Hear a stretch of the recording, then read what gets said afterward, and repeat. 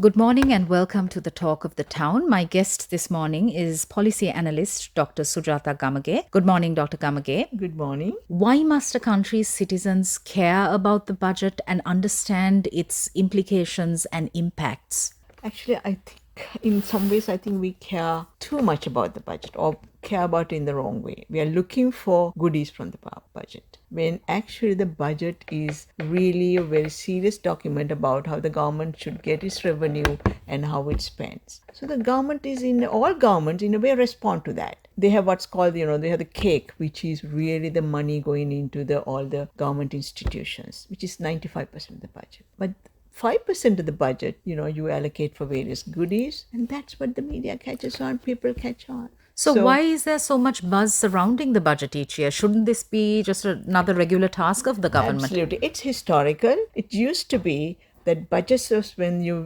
raise taxes, when you have surprise taxes, so people would hoard goods, and then next day the bread price would just jump up. But it's not happening anymore. As you know, we have in between budget tax increases. That's also because we are in especially this crucial economic crisis. But what we should have is regular tax policies, regular pay raises for government servants. So everything has to be regularized. Then we don't need to have this big song and dance because we are having a new budget. The government's revenue streams are pretty much, we know what the streams are. The government has to work hard to get more income, and that revenue projections are there. And expenditure, this is actually really should be a very dry document. Professionals are bearing the brunt of income tax. It's the responsibility of the government to ensure that they increase the tax net, catch those who abscond, and ensure better tax administration. But this conversation has been going on for a really long time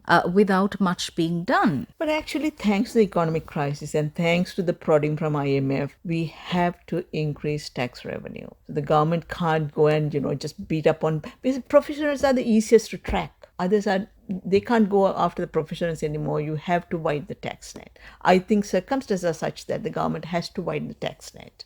I think it has to happen. It will happen. The Ceylon Chamber of Commerce has said that pragmatic implementation is key and that the country needs to avoid macroeconomic mismanagement. How do you view this? Absolutely. I mean, income and expenditure front, there's so much we can do. It's really because income depends on the tax revenue. Tax revenue depends on people have to earn money to pay taxes. So how do you earn money? I mean, if the macroeconomic environment is essential. So actually, at the end of the day, this is really nothing unless macroeconomic, I think somebody would say, fundamentals are managed by the government. All this would be actually a fairy tale. So they're absolutely right. It's a macroeconomics that's really critical. How do we hold implementing agencies accountable with respect to the budgetary allocations? Absolutely. Because as I said, 95% of the budget goes through these implementing agencies. There are 100 plus departments. Ministries are becoming themselves like departments. We have 70 ministries, actually less than that now, 30 ministries, 40 state ministries, and statutory bodies, 300 plus. Actually, we have not paid attention to really getting them, okay, we are giving this money, what can we get for it? So each budget, hopefully next year, because we have Office of Budget Management established by a new act, they will develop those. And when you allocate the money, say, okay, give us your performance measure. Minister of Justice, tell us how long you're going to take to average going to be for resolving cases. It was 5 years last year. Can you bring it down to 4? So I think that those are things we need to pay attention to. All right, fantastic. Thank you very much, policy analyst Dr. Sujata Gamage. It's back to the studio.